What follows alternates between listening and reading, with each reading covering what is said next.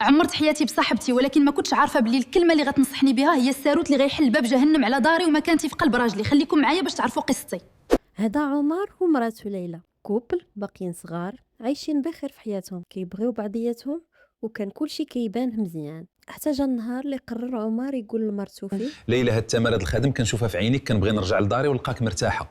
ماشي عيانه ومستريس يا عمر، الخدمه هي باش كنحقق ذاتي. تلاقات ليلى مع صاحبتها لبنى وعاودت ليها شنو قال ليها راجلها. عمر راجلي حنين، ولكن بغاني نجلس من الخدمه باش نهتم بالوليدات والدار، وانا متردده.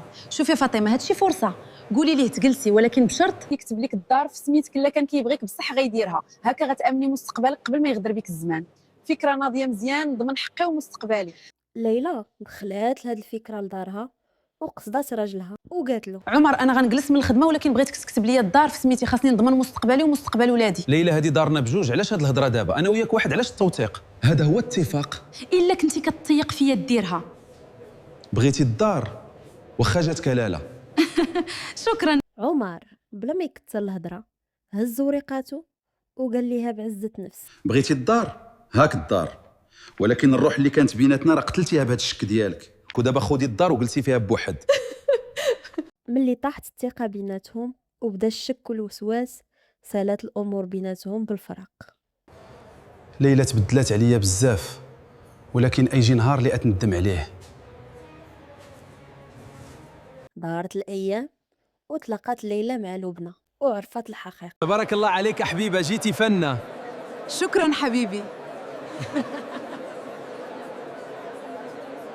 لبنى ملي واجهتها ليلى ما حشماتش وقالت ليها ببرود: مالك ليلى، راه اللي كيعرف قيمه الراجل كياخدو. انت كنتي باغا الفلوس وانا كنت باغا الدار وراجل نكون معاه اسره. هذا هو سوق العيالات. فاطمه شافت فيها بعينين كيشوفوا الحقيقه لاول مره وقالت ليها: لبنى، انت ما غدرتينيش، انت غير عطيتيني المرايه اللي شفت فيها وجهي الحقيقي. انا اللي كنت كنعرف قيمه عمر، وانا اللي خليت السم ديالك يغلب العقل ديالي، انا اللي خنت الثقه ديالو قبل ما تخونيني انت.